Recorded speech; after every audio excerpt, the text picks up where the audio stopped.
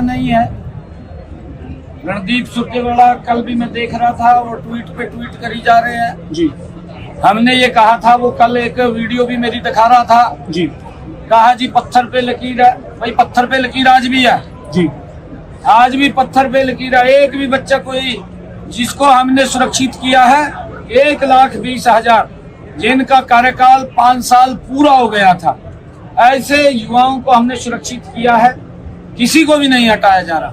ये तो खाली गुमराह करने का काम कर रहे हैं। क्या कारण है, कौन से विभाग में क्या हुआ है, वो जांच का विषय। नायब सैनी जी तो चलो नहीं पढ़ते, वो तो सिर्फ मस्खरी करते, पर अगर उनके एडवोकेट जनरल, अधिकारी और सरकार ये पढ़ती तो पता चलता कि section 25G industrial disputes act 1947 में ये लिखा है कि फर्स्ट इन फर्स्ट आउट नहीं, लास्ट इन फर्स्ट आउट है। तो जिसकी ज्यादा नौकरी है उसे नहीं निकाला जा सकता, जिसकी सबसे कम है उसे ही निकाल सकते हैं। और ये कानून भी है, और पंजाब हरियाणा हाईकोर्ट में ये पूरा मामला बाकायदा एग्जामिन हुआ वहां की खंडपीठ में, और इस खंडपीठ के पैरा 12 के फैसले में साफ कहा गया कि फर्स्ट इन फर्स्ट आउट नहीं हो सकता, लास्ट इन फर्स्ट आउट है, जैसा इंडस्ट्रियल डिस्प्यूट्स एक्ट में कहा गया है। तो पूरी तरह से एक गैर कानूनी आदेश देकर इन सब बच्चों की रोजगार को बर्खास्त कर दिया गया है। और बाकी के जो 1,20,000 में से बचे बच्चे हैं, मुझे बताया गया है कि 1500 बच्चे निकाले जा चुके, जो HKRN के या कॉन्ट्रैक्ट के माध्यम से लगे थे, और बाकियों को निकालने की तैयारी है। नायब सैनी जी, या तो आप नौकरी भरते नहीं, भरते हैं तो पेपर लीक हो जाते हैं, पेपर लीक होने के बावजूद या उसके बावजूद अगर नौकरी लग जाए तो फिर हरियाणा से बाहर के बच्चे लगाते हैं। हरियाणा में तो अब कहावत बन गई है, चपड़ासी हमारे और अफसर बाहर के।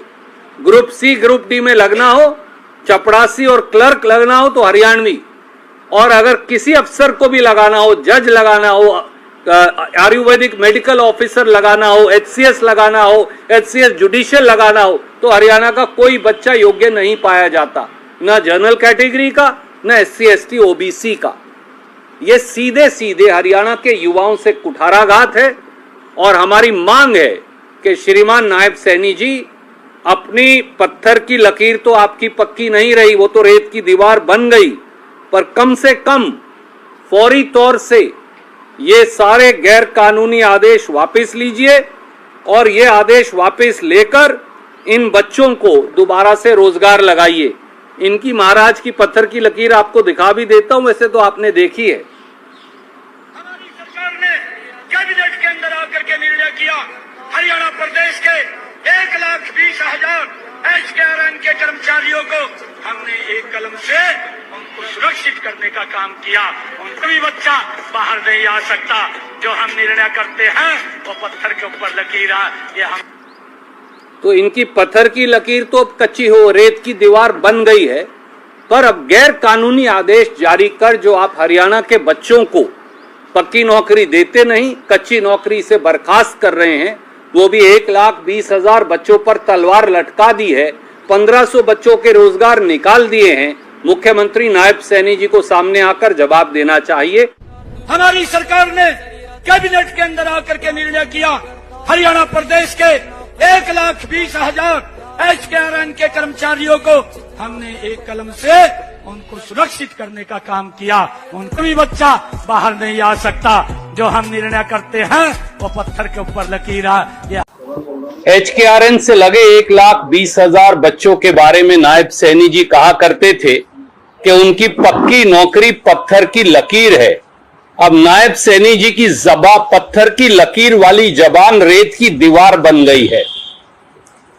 सिक्योरिटी ऑफ सर्विस के नाम पर हरियाणा के युवाओं से भाजपा सरकार धोखा और फरेब कर रही है। अगर आप इस पूरे मामले को सिलसिलेवार देखें तो तथ्य बड़े चौंकाने वाले हैं।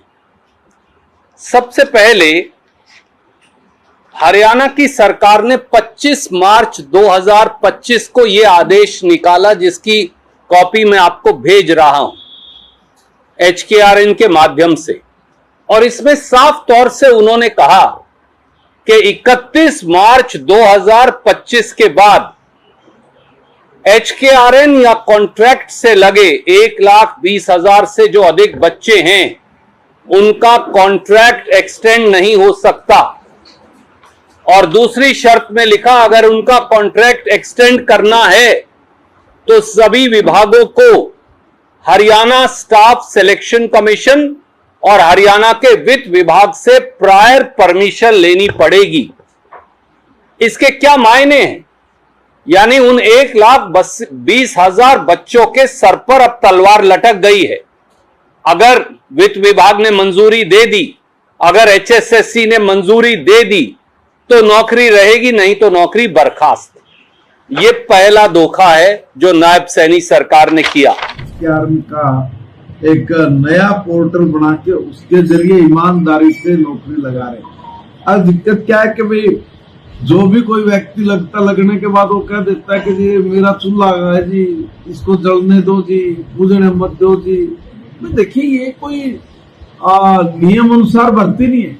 अब मान लीजिए कोई बच्चा अगर बहुत मेहनत कर रहा है, नेट क्लियर किया, PhD किया, दूसरे तरह का स्टेट सीटेट वगैरह क्लियर करके अगर वो गया रेगुलर भर्ती में, अब रेगुलर भर्ती वाले को अगर आप नहीं सिलेक्ट करोगे तो किसको करोगे?